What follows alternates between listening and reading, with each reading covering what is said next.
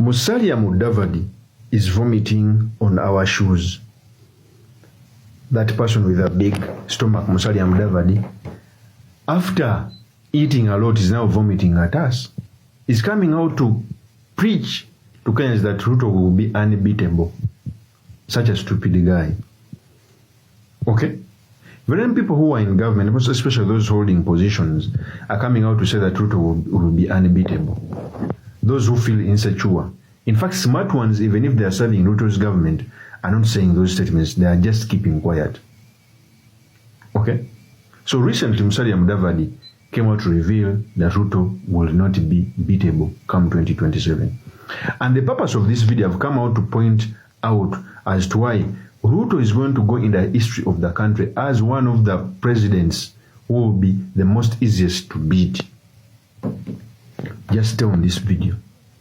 But before I tell you why it will be the most easiest to beat, I want to let you know that if you're new to this channel, subscribe, like, and comment so that we can learn more about the Kenyan politics.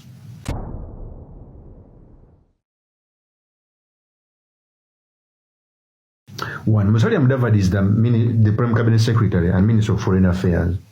Musalia MUDAVADI is one of the longest serving politician who is right now in the government. Musalia MUDAVADI has ever served with RUTO, so it's not news that they are working together. The same with Raila. After this government testing the GENZ power, trying to overthrow them, they are now fighting hard to retain their position instead of serving Kenyans. He came out to threaten Kenyans that RUTO will be hard to be beatable. And I've come out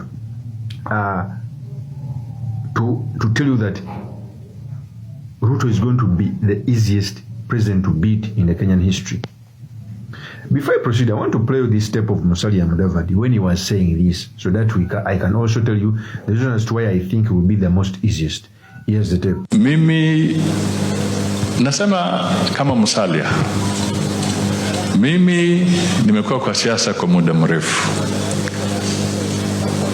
na nimechunguza, na mimi nataka niwaambie itakuwa vigumu sana kumshinda Mheshimiwa William Ruto 2027. Haya maneno yote yakiwa pale, ni haki ya watu kuzungumza, lakini nataka niwaambie itakuwa vigumu sana.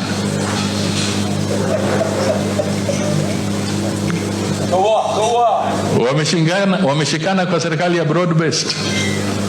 Ati sasa utaenda huko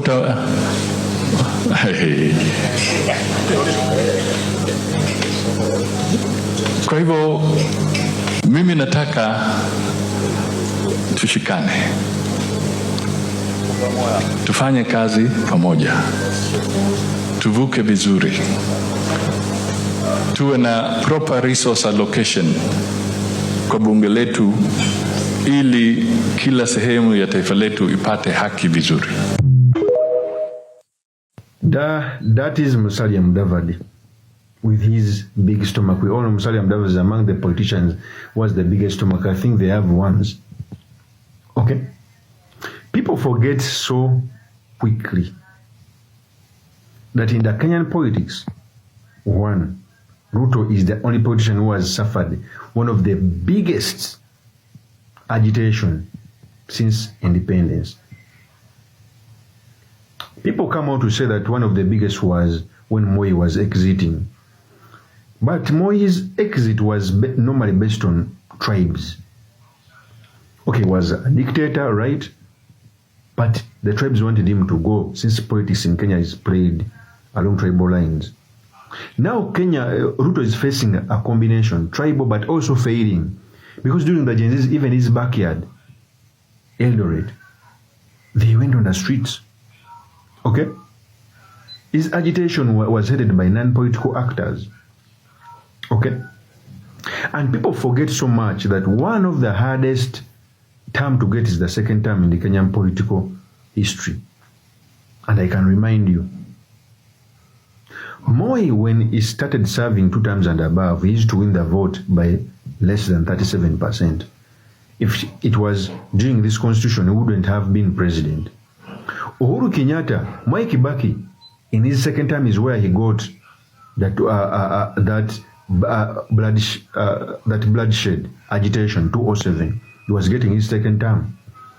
In fact, for me, I keep on saying if it wasn't him swearing in himself, it would have been a different story. So the second time is always hard. Okay? And it was 45 against 1. Uhuru Kenyatta suffered the same. Uhuru Kenyatta was average president in terms of service delivery. But his second term is where the courts came out to rule that the election was stolen. That was 2017. And remember, his backyard was sorely behind him. The Rift Valley was sorely behind him and some regions. It was the second term. The second term has always been the hardest. Then Ruto. Ruto faces the same challenges which were faced by Kibaki, Moi, and Uhuru. And he's also facing a challenge of not delivering. You want to tell me that even after losing Mountain Kenya, because in the history of Kenya, Mountain Kenya has always been in opposition after voting for someone. After losing the mountain, there are chances of him becoming president. And all signs point at Raila Amolo Odinga, for as long as he's alive, will come on to run for president. Because of recent, Raila has been speaking in tongues despite being in a broad-based government. Okay? Sometimes he supports Ruto, sometimes he comes out not to support Ruto. So you are not sure. You are not sure that even Raila Amolo will inherit Baba's support, even if Raila doesn't run. I see in Nyanza people who are not okay with the broad-based government, like Orengo, can come out to run for president. You are not sure that if the courts come out not to uphold the impeachment process, Gachagua can pick a running mate from the Western. And we all know that running mates attract votes. So Mudavadi, with his big stomach, should start learning that the second time has always been hard. He should not lecture Kenyans on how Ruto will be hard to beat. It will be the easiest. It's the reason as why the GENZ overrun his system. So Musalia Mudavadi, sit down. Stop lecturing Kenyans that Ruto will be unbeatable. How? When history shows us that the second time has always been hard. Okay? That's why he's trying to manipulate the IABC. He's trying to manipulate everything. He's telling the CDF to come out and make political statements. Those are kicks of a dying horse. One of the greatest mistakes, even when Ruto will be writing his Mumia, if indeed he will be right, is the impeachment of Gachagua. Because at least Gachagua, even though he was not delivering at Ruto's expectation, by keeping him in government was a point. You cannot tell the Kenyans that you are uniting Kenya when you are chasing out leaders. Because Kenyans look at their tribal kingpins. So Mudavadi should desist from threatening Kenyans that Ruto will be unbeatable. Ruto will be the easiest to beat come 2027. In fact, if Raila also sticks his head in there, his neck in there with Ruto, he may end up losing his neck. Of course, that's my opinion. Do make comments by commenting about this. Thank you very much for listening in. If this is your first time on this YouTube channel, I would subscribe, like, and comment so that I can be motivated to do more of such videos. I'll see you on another one. Peace.